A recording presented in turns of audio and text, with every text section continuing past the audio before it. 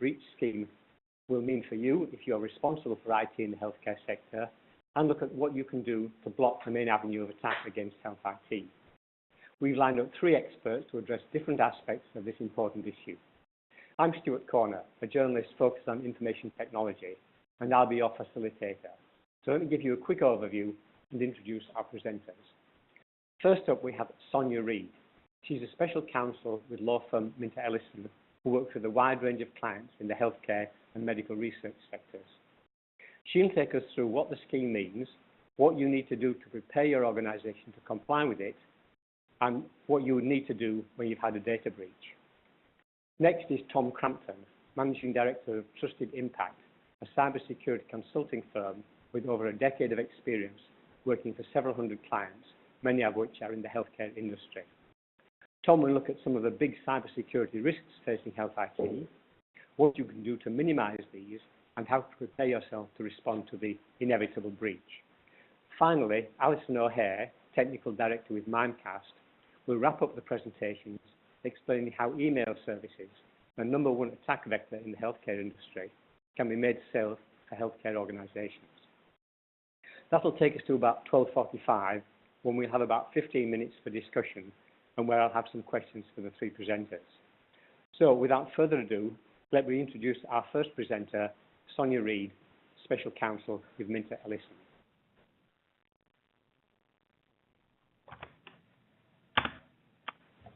Good morning, everybody. So as Stuart mentioned, I'll be going through what the mandatory data breach reporting regime looks like and what it means for organisations in healthcare in particular. So the mandatory data breach reporting scheme for eligible data breaches commenced on the 22nd of February this year. Prior to that, we had a voluntary scheme in place, and some organisations were compliant with that voluntary scheme. I know a lot of healthcare clients of ours were compliant with that scheme.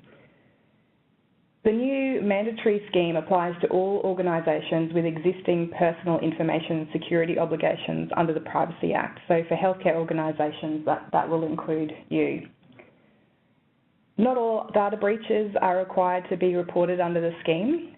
We'll talk a little bit in a second about what an eligible data breach is, but if you don't meet that criteria of eligible data breach, then the scheme won't apply to the particular breach. So if you just look at the slide, this is a bit of a diagram about identifying when you have an eligible data breach. So firstly, you need to have either actual unauthorised access or disclosure to personal information, or there's been a loss of personal information in circumstances where unauthorised access or disclosure is likely to occur. And if you're in that circumstance, the next step to consider is whether that breach is likely to result in serious harm to any individual to whom the information relates. And likely here means that it's more probable than not. I'll come back in a later slide to what serious harm means and how you might make an assessment of whether a breach is likely to result in serious harm. If you've met those 2 criteria, there is a mandatory obligation to report unless one of the exemptions applies. And an important exemption for you to know about is the remedial action exemption. And this means that after the breach has occurred, your organisation has done something, taken remedial action to ensure or mean that that breach won't actually result in serious harm to anybody. So it's taken it out of that likely to result in serious harm category because of some action that you've taken quickly.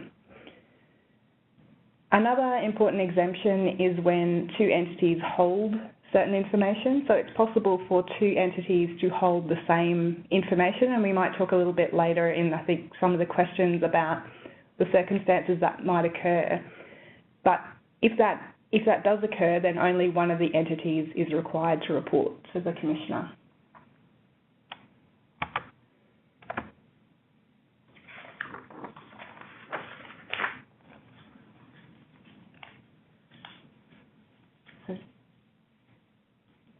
We move on to identifying what it is to have serious harm. And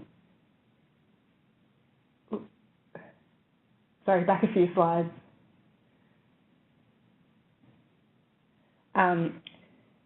So serious harm isn't actually defined in the legislation, but we are told by the Commissioner that it's to be assessed objectively and that it may include serious physical, psychological, emotional, financial or reputational harm. And there are a few relevant matters that are given to assist you in deciding whether or not your breach is likely to result in serious harm. The first is the kind or kinds of matters or sorts of information that's involved, the sensitivity of that information, whether the information was protected by some sort of security measure and how likely that security measure could be overcome. And if you know it, the person or kinds of persons who have obtained or could obtain the information and their likely intentions in relation to that information, and then considering the sorts of harm that could occur.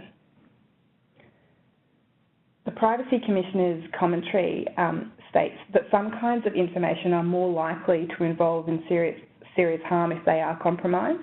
And this includes things like sensitive information, so for example, health information, documents used for identity fraud, so that might be Medicare card numbers, driver's license numbers, financial information, and in particular combinations of information. So the loss of birth dates, for example, alone may not be likely to result in serious harm, but as soon as you start to be able to triangulate information and create a picture of a person, the likelihood of serious harm increases.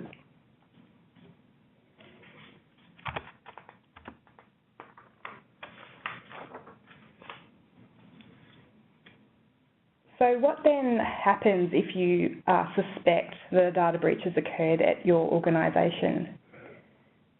The new legislation creates a positive duty to investigate as soon as you suspect that there's been a breach.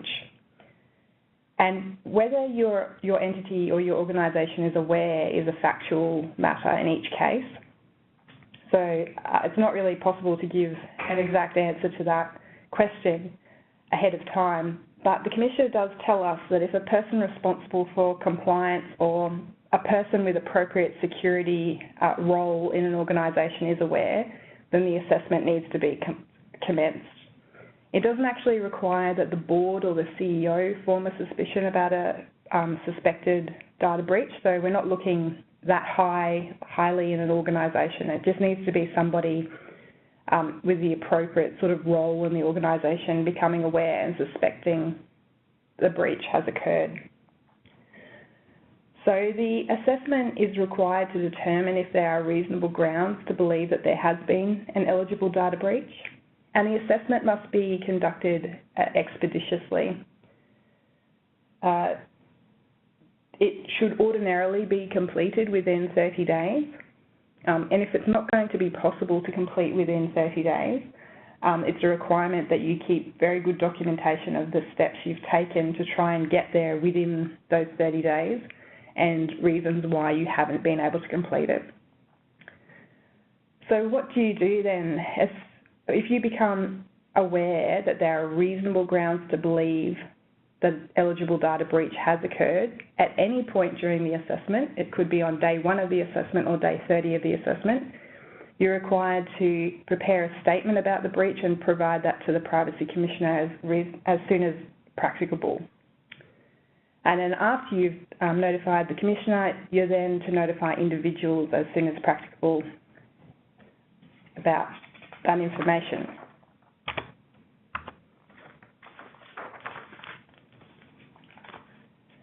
So the notification that needs to go to the Commissioner via the online portal is the identity and contact details of your entity, a description of the breach, the kind of information concerned, and any recommendations that you have about steps that individuals should take in response to the breach. And you are able to provide extra information, and in some cases that will be appropriate in trying to manage the reputational potential damage to your organisation by providing further information about how the breach occurred and what you're doing to address it. In notifying individuals, there are a few options. you can notify all of the individuals to whom the information relates, and in some circumstances that might be the easiest thing to do. If you're able to identify a subset of those individuals who are the people who are at risk of serious harm, then you're entitled to just notify that subset of people. And if that's a much smaller group of people, then that would probably be your preferred notification course, because that means notifying less people. If it's not practicable to notify individuals who are involved, then it's possible to publish a statement on the organisation's website and take reasonable steps to publicise the contents of that statement. So that means publishing notifications on social media, other traditional media, any way that you can think of to try and bring that information to the attention of the relevant people.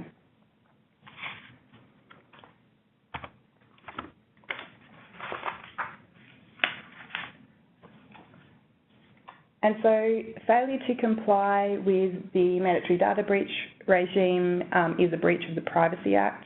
So the same enforcement regime applies. Investigations, compensation, enforceable undertakings and the like, right up to civil penalties, which now are up to $2.1 million for a company. However, the Commissioner has said that the focus, at least for the first 12 months, will be on facilitating compliance, and so the Commissioner in the past really has shown a preference for things like enforceable undertakings rather than civil penalties.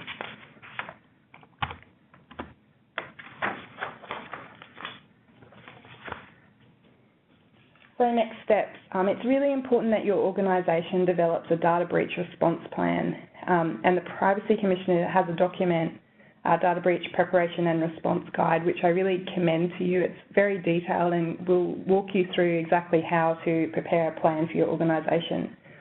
It needs to deal with the steps of containing, assessing, notifying and reviewing. We recommend that you look at your cyber insurance and see what the scope of that insurance really is, whether it's sufficient for the sorts of things that your organisation is doing. Review your contracts with any third parties holding data. This is going back to that concept of two entities potentially holding data. Do your contracts allocate responsibility for investigating, reporting, notifying potential data breaches? Identify your data breach response team. So this means thinking about the multidisciplinary team that you would like to have respond.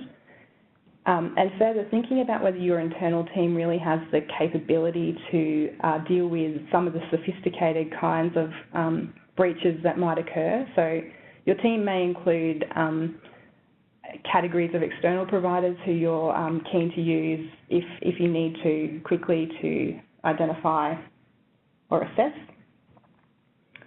And really importantly, training staff on identifying, escalating and actioning breaches. It's not going to be any use if somebody in your organisation is aware of a breach but hasn't escalated it to the correct people to activate your data breach response plan. That will lead to a delay in assessment and a delay in notification, which is a breach of the Privacy Act and also a significant reputational issue for your organisation. So that's all I have to say by way of introduction of the scheme.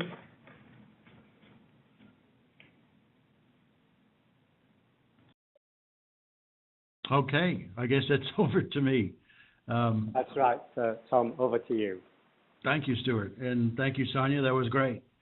So just real quickly, this is nobody wants to hear who we are other than the fact that we've been fortunate to be focused exclusively in information security for the last decade, and are really quite fortunate to have worked with quite a large number of health-based organizations and so on and so forth. But let's get into it. I guess what we started to see several years ago when we were dealing, the next slide, please. When it deals with healthcare, cybersecurity is a little bit different, and we see it as a little bit different because, as most of the participants would appreciate, security is about three kind of key fundamental aspects. One is confidentiality, the other is integrity, and the other is availability. And in healthcare, it's not simply about protecting against the loss of private or confidential patient data, which is important. Let's recognize that that is confidential, and it will apply to the mandatory notification requirements. But when we all sit back and think about how sensitive an individual record may be, oftentimes we may not consider it to be that important. But we, for example, as you see to the far right here, I know of a story in a large insurance organization that had a board member who was also a political figure who made the statement in a board meeting that said, if a bank loses our money, they can give it back. But if a health organization loses my confidential information, they can't give it back. Once it's out, it's out for everybody to know. And this particular board member was unfortunately diagnosed with breast cancer at the time, and it had an impact not only to her political career, but also had an impact to the organization from a governance perspective. But it's also in healthcare about integrity and availability. We found, and as most people would know, those infusion pumps that are next to the bedside table are now all network connected.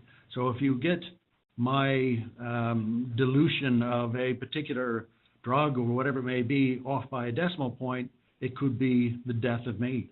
Availability is an aspect when we're now so entrenched into medical technology where a lot of medical procedures are fortunately assisted through a various range of technology. There was the example about a year and a half ago in the United States where a cardiac catheterization procedure right in the middle in theater decided it had to shut down for an antivirus scan. So in today's very connected world, cybersecurity is really about patient lives, and I think getting that message across in the healthcare industry is something that is really important, because historically it's really been a secondary thought is whether security is important, no less information technology.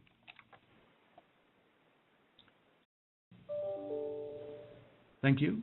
So what have we seen? In the last several years, we've been fortunate to do a lot of work for everything from small health providers to large metropolitan hospitals.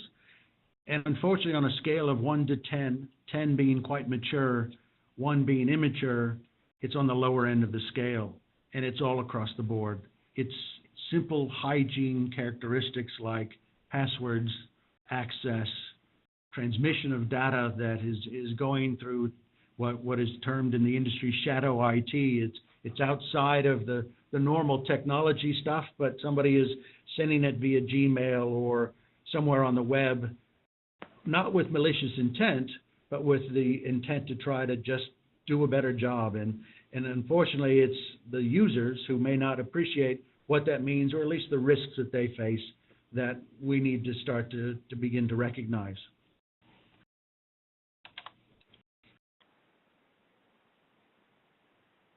On average, when we did analysis about a year and a half ago, we were fortunate to do a state-based analysis across the entire public healthcare sector.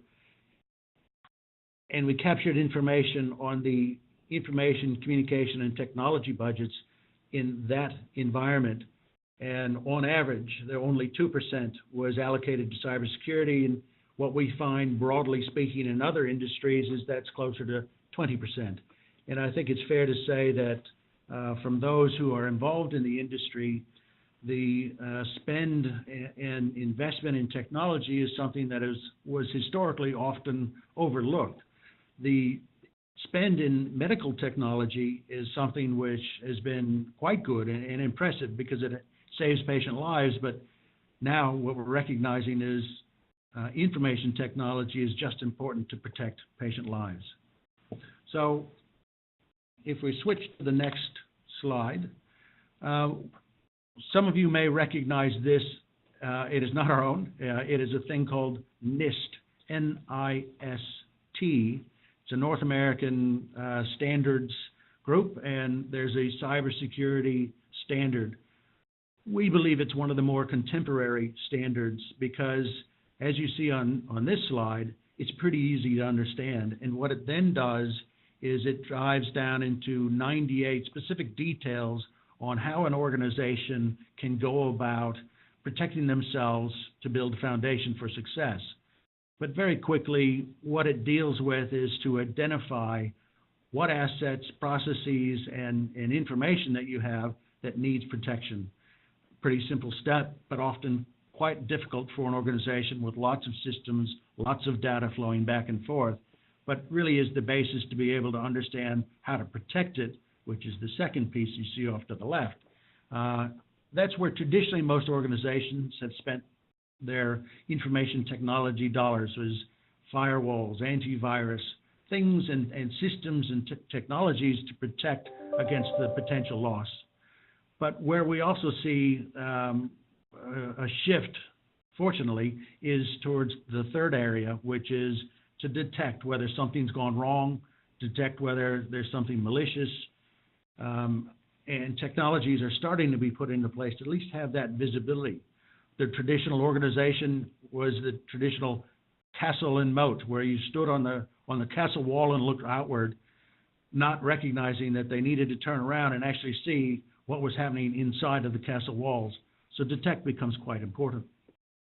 Respond is the fourth that is missing its number, but it really is the ability to minimize the impact of an incident, a breach. The incident itself could be that a system isn't available. It doesn't particularly have to be a data breach, but responding quickly to minimize the impact. And the fifth one is a real recognition that a data breach is going to happen. It happens for a lot of organizations historically. Now, unfortunately, they have to be able to notify when that does occur. But it's about resilience.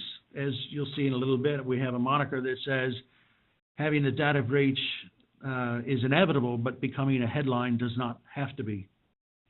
So I thought it would be useful to present just a little bit of information on what we mean by the recover, and Sonja did a good job to begin that.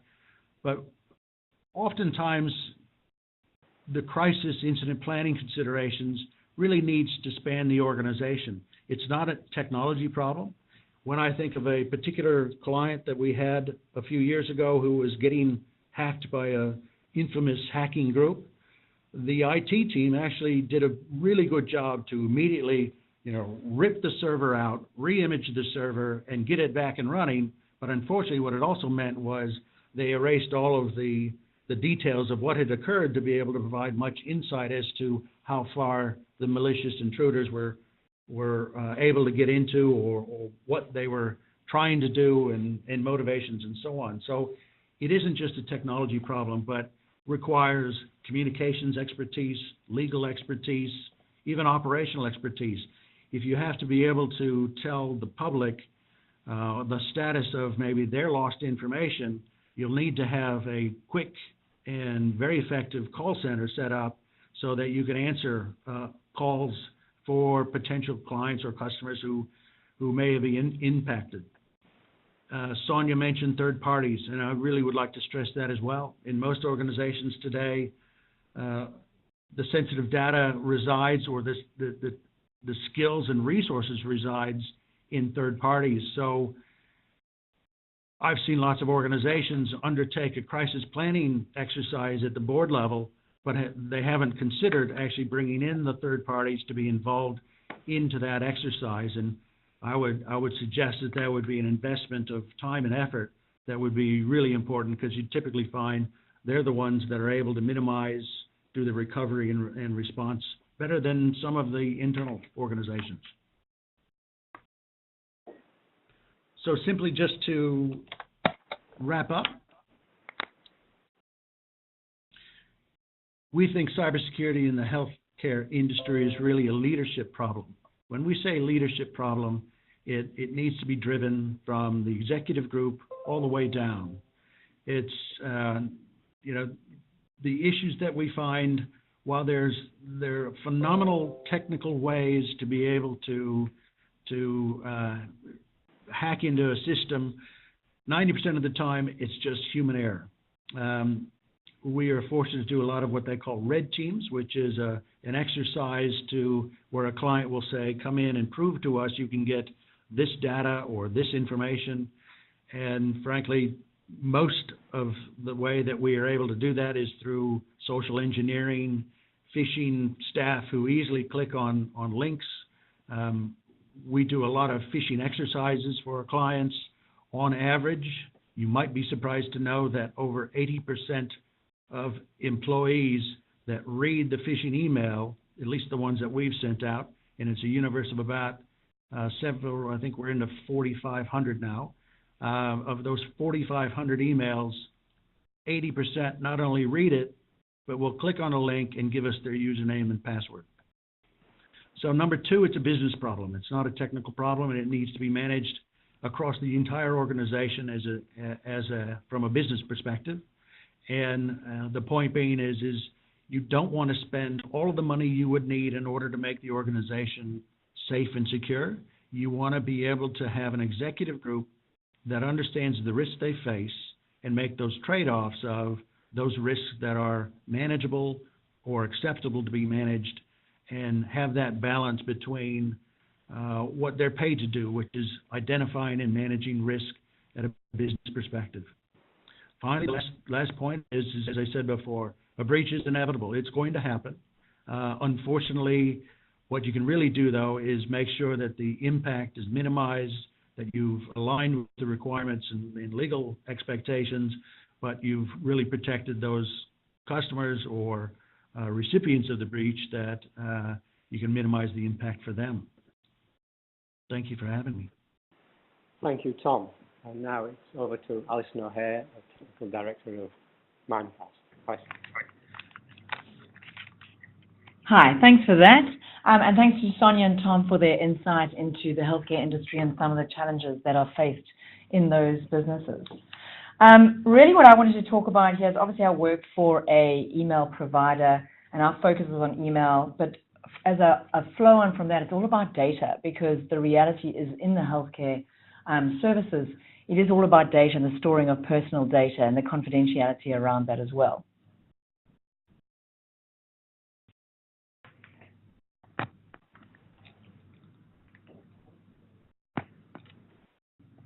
Sorry, Ella, can you move that forward, please? Oh, thanks. Sorry, if you can go back one. Excellent, thank you. And really it's about understanding the industry. Working with email with many different types of industries, there's a lot of commonality across those when it comes to email.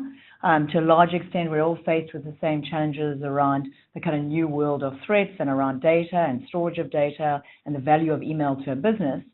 But then the other flip side of this is that within the individual industries, it's quite different in terms of the access that users require, the level of awareness within those users, the various workflows and dependencies on email as well. And the reality is around email, right? It's the #1 business critical application. I think a lot of folks thought that this would go away and we'd change to a world of more other or various systems like Skype, etc.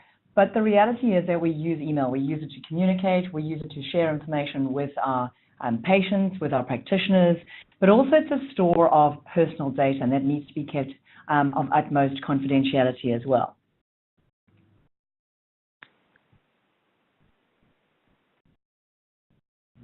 Next slide, please. If we look in the Verizon data breach report in 2017, email also remains the #1 attack vector in healthcare. And the reality is here, with the more targeted threats, although a lot of the emails aren't considered to have a born aspect of virus or malware, so there's no virus or particular spam action to that email, they are email born. So when the user interacts with that email, all of a sudden that second stage interaction can trigger someone downloading something malicious or accessing a page that then has ransomware, which then locks their data or encrypts their data. So within this report, it really showed that one of the most key things here to remember is that healthcare is the most breached industry. And this is nothing new. This has been the same for the last few years since they've been running this kind of awareness. But on top of that, 70% of the malware is actually ransomware. And ransomware is your crypto locker. Now, this is particularly harmful in terms of data, as it actually encrypts your data. And the problem being that in order to get back to that data, you need to provide some sort of ransom. So they'll hold you to ransom saying, look, we've encrypted your data. This is CryptoLocker. If you want access to that data, you need to pay us. And with the anonymity of Bitcoin, this becomes even more easy for them.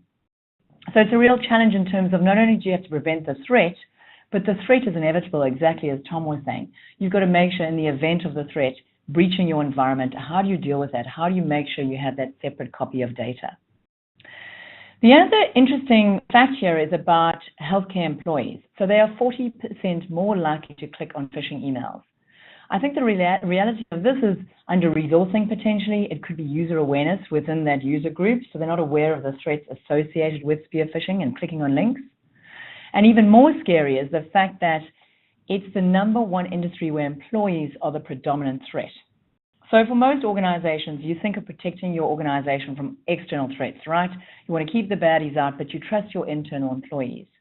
But within healthcare, it's slightly different. They say 68% of the threats are internal versus 32% that are external.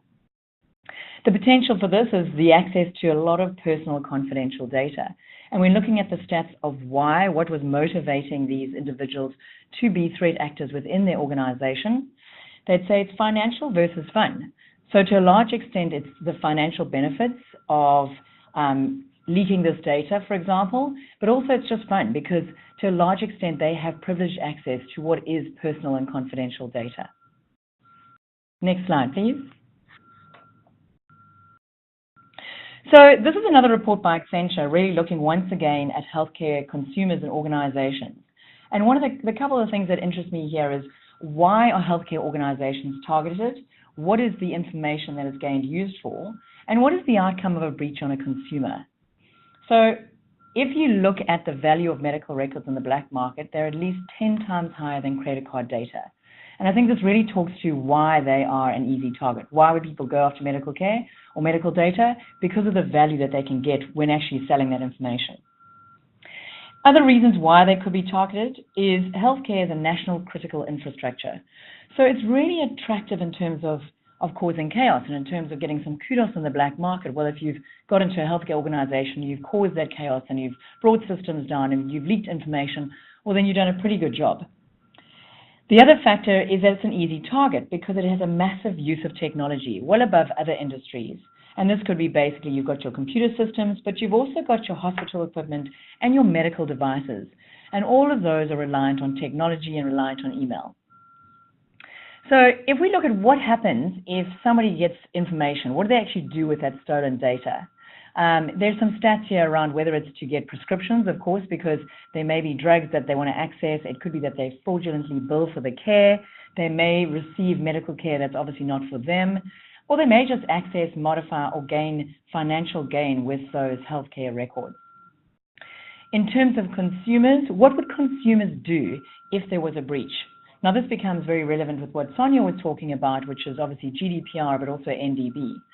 So now, because of the fact that you have to notify about a breach, if your consumers were aware that you'd had a breach, the stats here are that 78% of consumers actually would look at changing a healthcare provider. Sorry, 31% would look at changing a healthcare provider.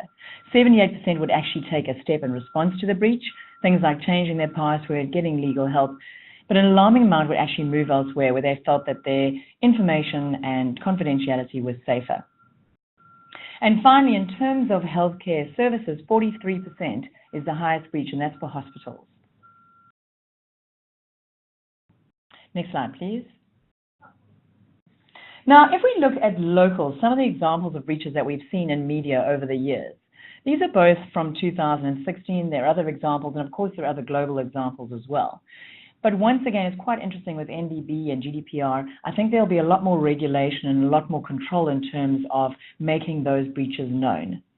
If we look at the first one, the Royal Melbourne Hospital, this was a virus that got into the system. It then disseminated internally via email, of course, but the outcome was pretty severe. Obviously, a lot of the staff could not work. They couldn't email. Various systems were down. Their pathology reports couldn't be accessed. But also even things like dietary information and systems were not accessible. So you can see from a reputation, from a financial, but also from a safety point of view, it can be pretty crippling for a healthcare service with a breach or attack. Another example is the Red Red Cross Blood Service, where 550,000 donors' information were leaked. So you can imagine, once again, if you're a consumer or you are registered, say, with Red Cross Blood Service, you might be thinking, well, should I be going elsewhere? Is my information and my confidential details safe with this company? Another one that's actually a global incident is going to be WannaCry. And WannaCry affected many, many healthcare organizations within the UK. To the point that actually 15 hospitals within the NHS were affected and impacted healthcare in 150 countries. To some extent, for 4 days, there was no access to email and other systems within those healthcare organizations. So if we look at the industry, so we understand the business requirements for the industry. If you look at healthcare as an organization or as an industry, it's the largest services industry in Australia with an annual industry value of $124 billion. So that's massive. And this is only growing. And if you look at why it's growing, there is an ever-increasing aging Australian population, which obviously drives an increased demand for more health services. But also the health services is changing because a lot of patients now want better outpatient facilities, and doctors and practitioners want better access to that data. So they want that data to be more accessible, they want to collaborate with that data, they want to be more mobility options for that data as well. One of the problems with the healthcare industry from an email point of view is an underinvestment in technology. And this is, Forrester has records around this or statistics around this of 14% of IT spend is focused on security only. And within other organizations or industries, this is often higher than that. It also contains a significant repository of confidential medical records. And I cannot stress that enough. Because that information is so confidential and has that personal data associated with it, it also means that you're governed by duty of care and regulatory obligations. So you really have to make sure that you're not only protecting that data, you're protecting it from access, and you have that additional copy. We've also found that healthcare services are asking for more functionality. So the ability to encrypt patient data during transit, the ability to have data leak prevention protocols and checks in place so that that confidential data cannot be leaked by either malicious or by careless insiders. But ultimately, the challenge is going to be the balance of protection versus the quick access to this data. Next slide, please. So really, just to reiterate, we understand the issues that the healthcare services are facing. As I mentioned, it's the #1 targeted industry in terms of cybercrime, and the medical records are so highly valued as well. And it's the only industry, as I mentioned, where the employees are the most predominant threat. You've got diverse staff user groups, they're using a multitude of access points, and a lot of these are not necessarily managed through your standard ICT practices. So if you think about the typical user, they're going to have access to a lot of various systems. There may not be significant access control. There's going to be potentially poor user awareness, poor resources, but also poor SIEM system visibility. So it's tying all of those technology services and the user's requirements together and getting the most secure outcome. The other less understood risk model is going to be the shift to cloud. So a lot of organizations, and this is not just within healthcare, but they're looking to move to the cloud. So potentially Office 365. And although that's a great service, you also have to acknowledge the fact that there are certain risks with a move to the cloud. You lose some of your control in terms of your security gateway and owning that, in terms of having that secondary copy in terms of an archive potentially, but also having that backup or that high availability. So all of those have to be taken into consideration when you're looking at the issues and how to evolve your internal services to ensure that you are protected against a breach. Next slide, please. Now, in terms of how Mimecast can help, I'm obviously not here to pitch against the actual product, and it really is not just how Mimecast can help, it's any service provider who has a focus on email in terms of security, in terms of data protection, and in terms of the ability to continue to work, so your continuity services as well. Next slide, please. This is something that Tom mentioned. It's really something we're quite passionate about as well from an industry and a thought leadership point of view. It's that whole notion of cyber resilience. So what are you doing before, during, and after? How are you protecting your environment? And exactly as Tom was mentioning, it's not just against malicious intent, it's also human error, and it's also technical failure. So how are you making sure that from a technical point of view you're protected, you've got the necessary gateway and controls, you've got your user awareness in place. But then during the event, what's going to happen? If your systems are brought down, do you have the ability to continue to work? Do you have that secondary copy of data? So that if your data is compromised or encrypted, are your users able to access that vitally important information? And do you have a continuity plan to make sure that in the event that there is some sort of outage, breach, attack, that you can continue to work? And afterwards, what do you do about it? How do you make sure that you're constantly evolving, practicing, protecting, and making sure that that whole process is practiced and moves to absolute perfection, ultimately, to make sure that you're secured? Now, in terms of what we do, and as I mentioned, it's not just Mimecast, it's other service providers. Next slide, please. It's really about supporting those needs. So as I mentioned, we really feel that we understand the healthcare industry. So it's making sure that you're taking care of all those ancillary factors. So firstly, is the data stored in Australia? If it is it secured? So do you have the relevant ISO certifications to make sure that there's providing security, privacy, and trust for that data?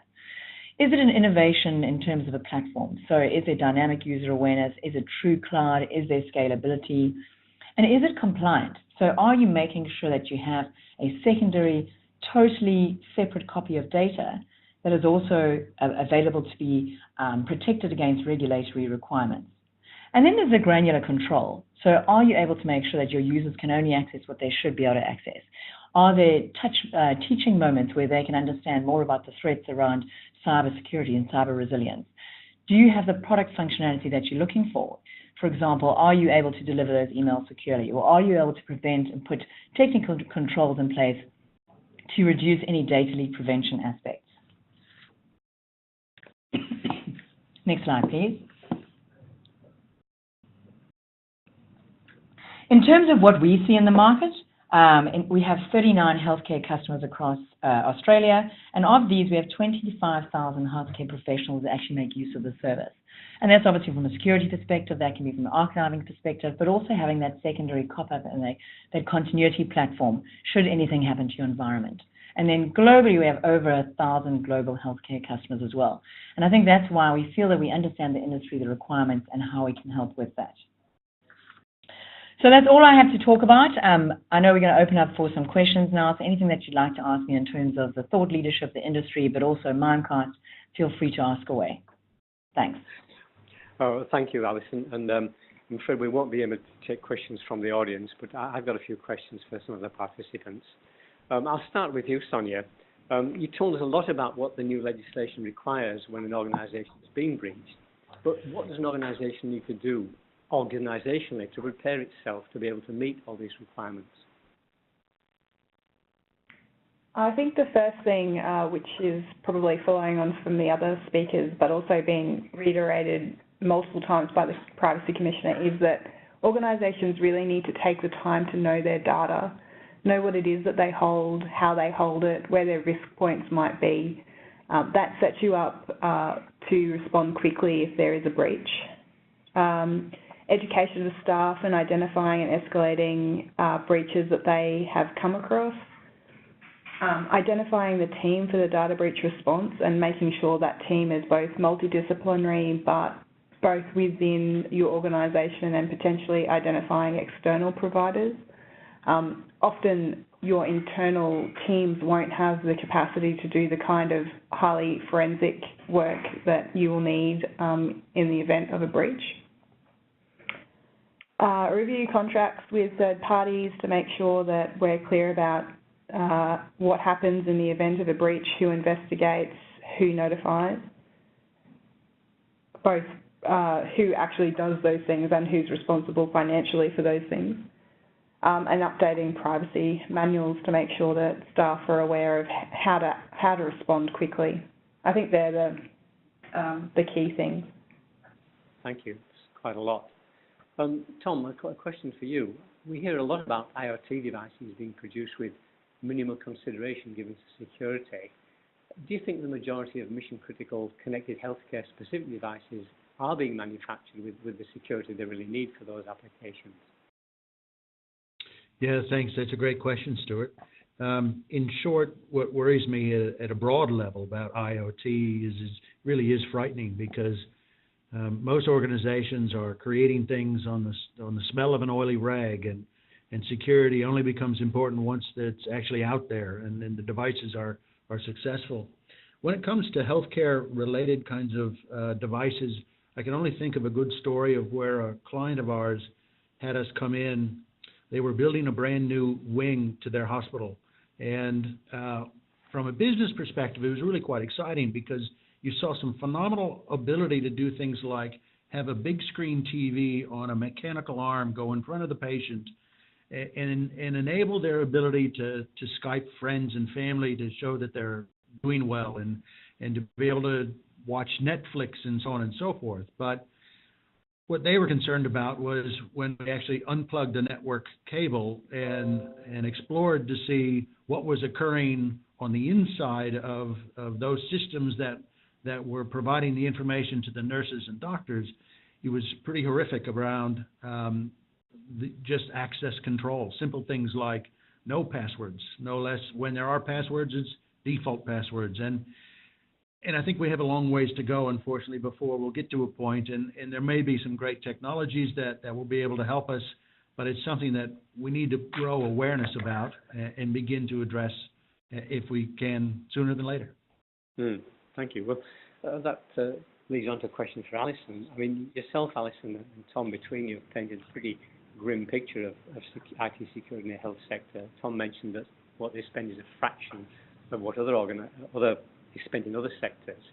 And from what you said, there seemed to be a very lax approach to IT security, and a lot of the threats seem to be internal. Do you see this changing? Do you see the health sector waking up to the need that they really do a lot more to be secure? Oh, absolutely. So I think part of that is related to the fact that there are all these regulatory bodies and controls going on in terms of NDB, GDPR. So we certainly find that a lot of our customers are getting increasingly aware of the fact that they do have to put more spend into it. And I mean, exactly what Tom was saying, it's no longer seen as an IT problem. I think that's another focus that's evolving. It's no longer just about IT making sure that they're having their spend on IT security. I think the business is putting more effort, time, and focus on cybersecurity and cyber resilience. So I think it will change, and I think a lot of it is also just the growth, the focus, the access that the users have. The user awareness component is huge. So when we speak to a lot of these healthcare services, they come from an environment where potentially it would have been a little bit lax in terms of who had access, and it's not necessarily logged. What we're finding now is people are much more aware of the fact that they need to clamp down on their users, make sure that they understand what they're accessing, make sure that they track what they're accessing. But at the same time, there's also the challenge that practitioners and patients are becoming a lot less mobile. They want things on the go. They want collaboration. So I think we will see a lot of change. I think there's going to be a lot of improvements in terms of being more particular and focused on security, but also improving the ability to share and collaborate with that data. Thank you. Another question for you, Sonja. What do you think is going to be the impact of this new legislation? I mean, will we see security practices being tightened in general that really should have been in place beforehand? Will we see a huge uptick in breach disclosures? And then do you expect companies are going to go out of business, not as a result of being breached so much as because they have to go public about it? Certainly the experience in other jurisdictions that have moved to mandatory data breach is that there has been a significant increase in reports. Whether that will happen in the healthcare industry depends largely on how many providers were already compliant with the voluntary scheme. My sense is from our own practice that providers who were aware of breaches were working their way through the voluntary notification scheme regime.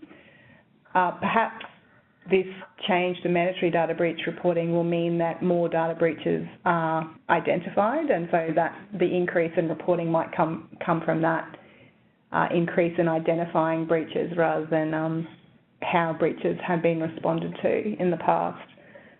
Certainly, the management of how a data breach is dealt with is really critical. I don't think that a data breach itself is fatal for an organisation, and we've seen lots of organisations come through data breaches.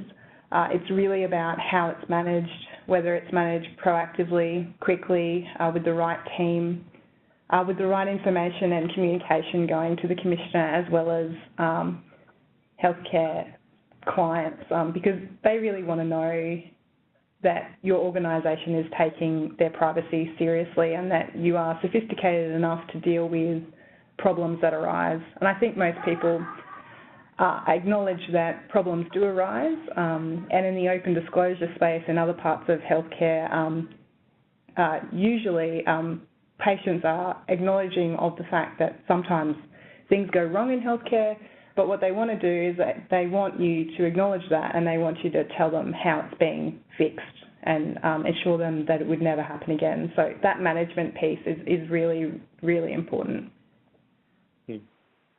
Thank you. Tom, you talked about this patient entertainment system being a source of vulnerability. There's a technique called network segmentation, which is a means of preventing vulnerable, non-critical devices being used to penetrate a network. For example, making sure your thermostat can't talk to file servers holding patient data. How useful do you think that would be in health IT? Do you see much use being made of that technique? Yeah, great question, Stuart. In short, we would highly recommend it. And it's a great way, if you think about kind of when we were talking about IoT, and perhaps instead of having to make every individual device safe and secure, the concept of network segmentation and putting it in a safe environment is a great way to begin to address those challenges in a more thoughtful way.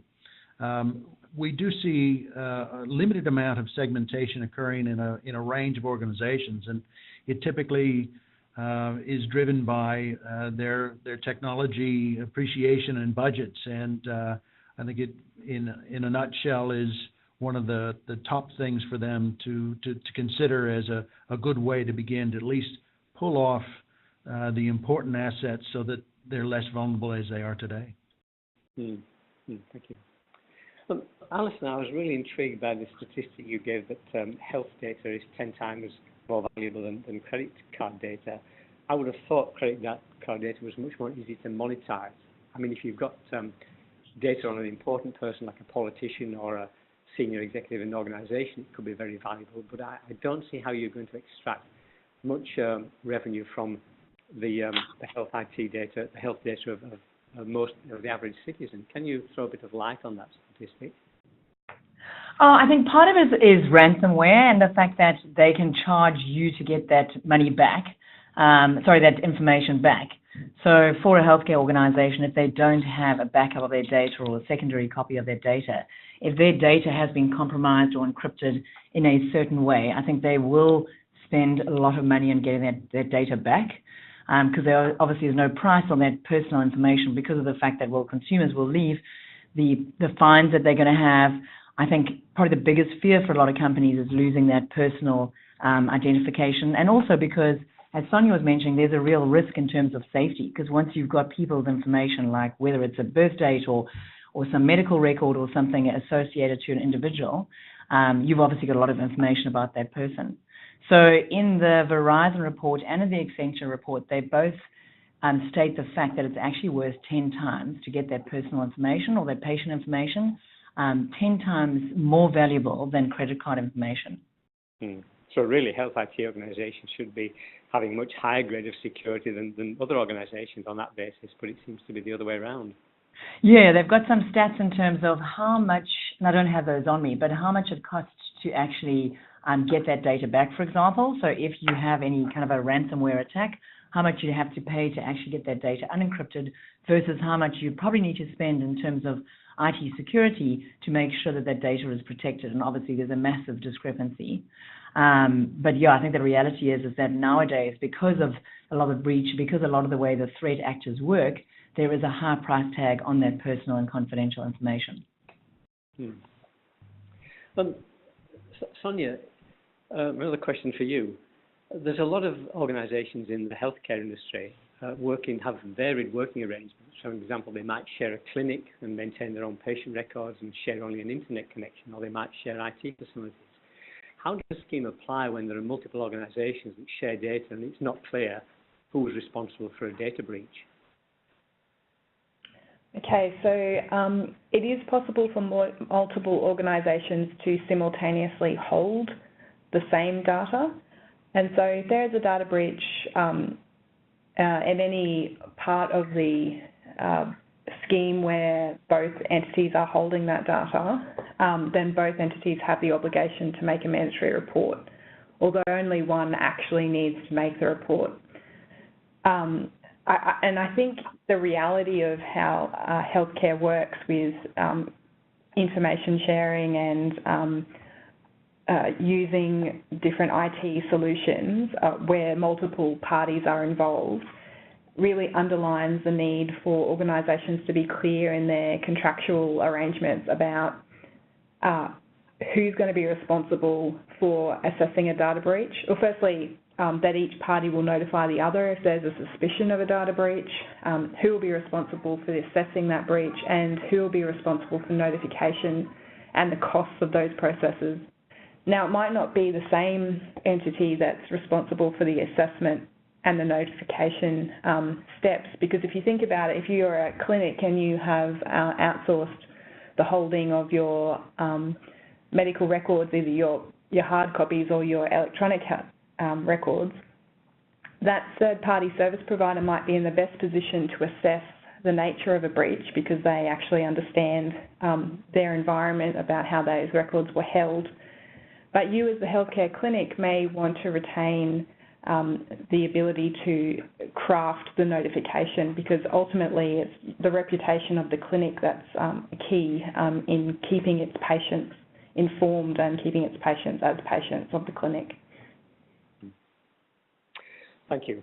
Well, look, I'm afraid we're just about out of time. That was a really interesting webinar, and I'd like to thank all our presenters, Tom Crampton from Trusted Impact, Sonja Read from Minter Ellison, and Alison O'Hare from Mimecast, I beg your pardon. And I'd particularly like to thank Mimecast for sponsoring this webinar. And just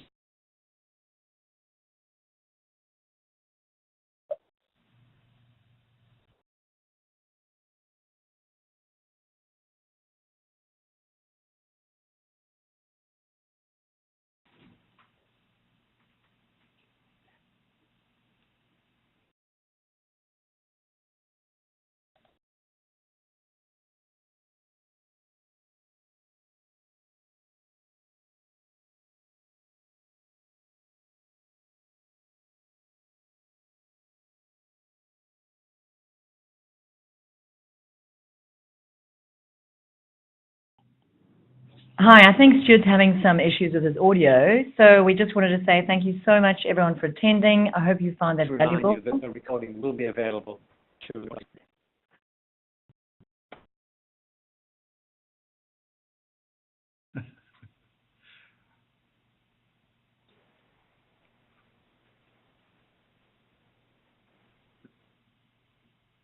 So to follow up, Alison, thank you. And thanks to the participants. There's still 44. Thanks for joining us.